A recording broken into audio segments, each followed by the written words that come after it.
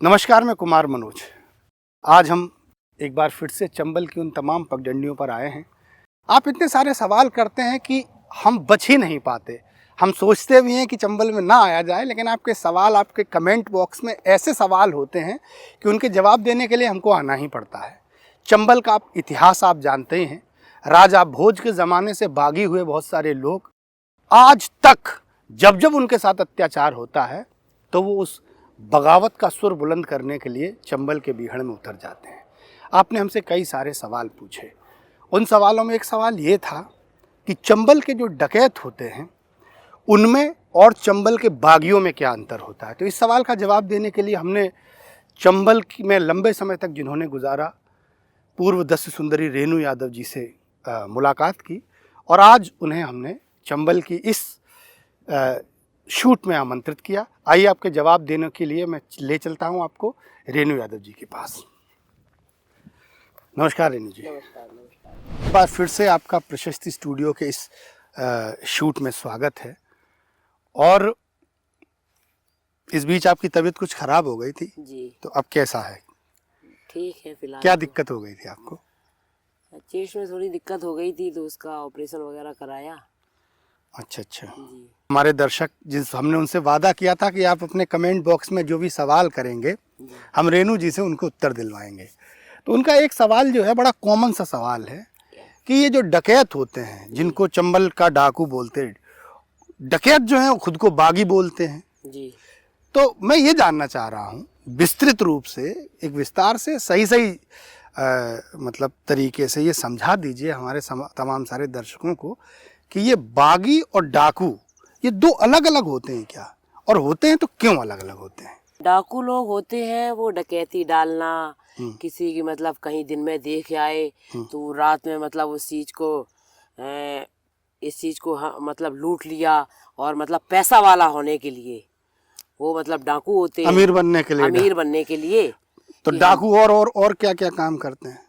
डाकू मतलब जैसे अयासी है, किसी की बहन बेटी सुंदर देखी और कहीं पे मतलब जैसे वो लोग कहते हैं कि कम उम्र की लड़कियां होती हैं जो, तो कहीं तक आए यार वहाँ पे बहुत अच्छी लड़की है तो उसके साथ में मतलब गलत करना, तो ये सब चीजें वो डकैत होते हैं जो मतलब ये सब गलत करते हैं। ऊपर मतलब घूमते भी रहते हैं और दिन में घूमते हैं और रात में वो गलत करते हैं, तो वो अपने आप को डकैत कहते हैं। और पुलिस कहती है कि डकैत, और बागी कहते हैं मतलब जो बीहड़ में होते हैं फरार, जो डिक्लेयर हो जाते हैं वो कभी ऊपर नहीं आते। काला रोड मतलब देखने से वो इतने भयभीत होते थे, मतलब कई बार ऐसा हुआ। काला रोड मतलब सड़क? हाँ सड़क पर जैसे मुझे क्रॉस करना है, कहीं बाहर जा रहे हैं, जैसे इटावा आए तो बीच में 2-4 रोडें पड़ी तो मतलब पहले से 10 लोग जा तरफ 10 लोग उस साइड लग गए जाके, गाड़ी में काफी गैप हो गया, रोड बंद है, तब हम लोग भाग के निकलते थे।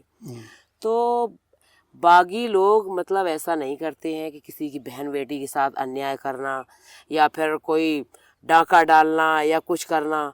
वो तो मतलब जो काम करते हैं सीधा काम, फिरौती लेना, और मतलब पकड़े बाहर से आती थी। बहुत से काम ऐसे हो जाते हैं बिहार में मतलब बागियों के बीच में कि बहन बेटी मतलब गांव जो बिहार बेल्ट होती है उन्हीं से भाई उनको पूरी शरण मिलती है और लोग देते हैं, गरीबी लोग दे पाते हैं। और गरीब लोग जितना ईमानदार होते हैं शायद है वो पैसे वाले नहीं, वो तो लालच में ही रहते हैं कि अगर इतना मतलब इतनी दौलत पैसे वाले लोग देख लें तो बागी को तुरंत मरवा देंगे। कहीं 2-2 4-4 पट्टे भरे रहते हैं नोटों से और जेबर से।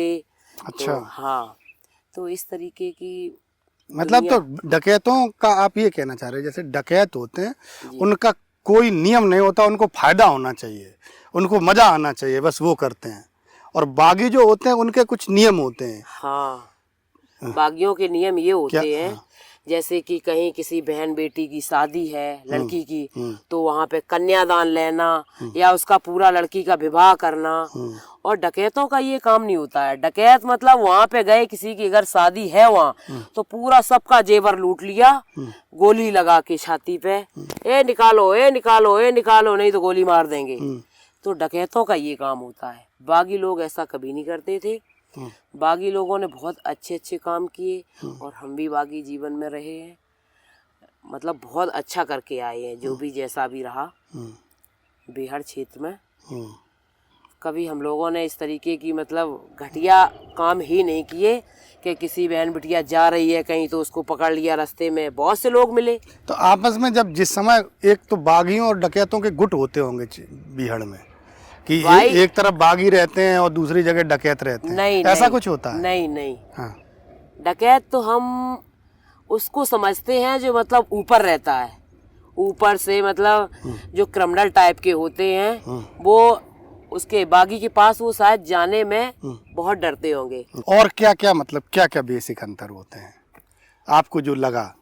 अंतर ये होते हैं जैसे कि गांव में चुनाव हुआ, छोटे ही सा चुनाव मान लो, छोटे से लेके बड़ा तक का गई, बड़ा भी चुनाव हम लोग बिहार पीरियड में थे तो मतलब ऊपर से भी लोग कहीं पे जैसे प्रधानी का चुनाव हुआ तो लोग मतलब जो डकैत लोग होते हैं वो मतलब इधर से भी पैसा ले लिया और इधर से भी ले लिया और मतलब दोनों में होने दो खूब घमासान युद्ध, मतलब बात कहीं की नहीं क्लियर रहेगी। पैसा ले लिया।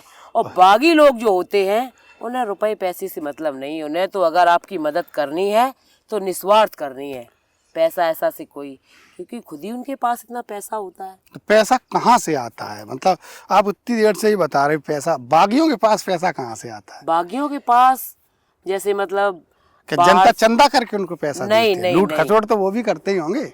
लूट घसोट नहीं करते हैं। पहले लोग शायद है कि मेरे सामने तो हम इतने दिन बिहार में रहे, ना कभी डकैती हुई और ना कभी लूट घसोट, ये सब हुआ ही नहीं है।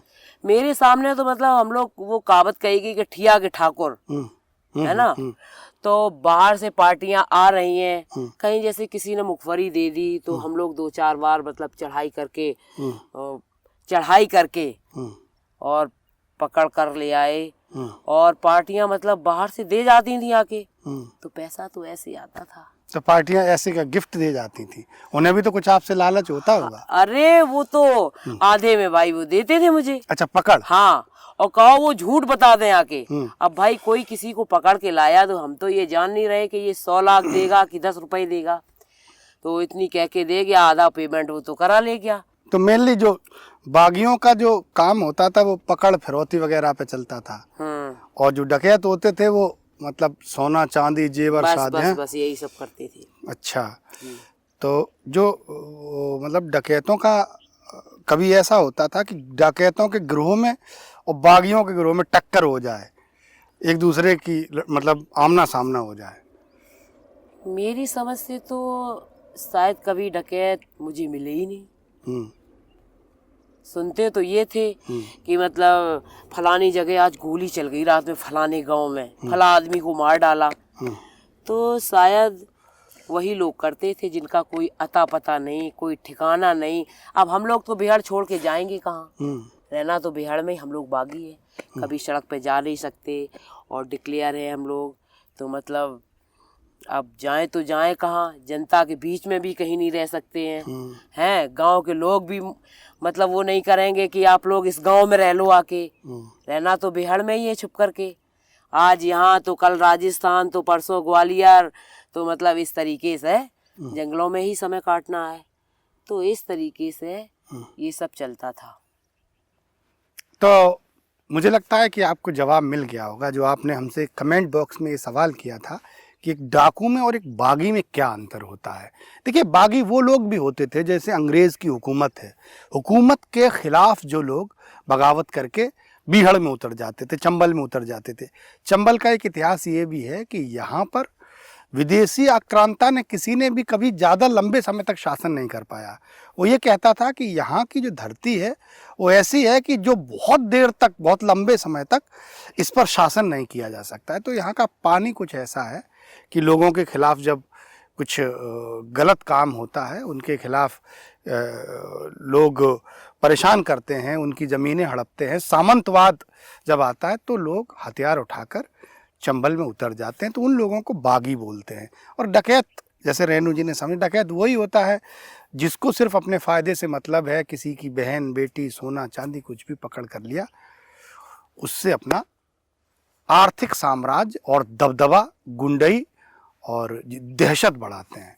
हाँ भाई, बागी जो लोग बनते हैं वो परेशानी के मारे हुए, जैसे कि मतलब किसी के बाप को किसी ने मार दिया, या किसी की बहन बेटी किसी ने छेड़ दी तो उसने हत्या कर दी, और जैसे किसी की जमीन पूरी किसी दबंग ने कब्जा कर ली तो उसे तो मारना ही पड़ेगा।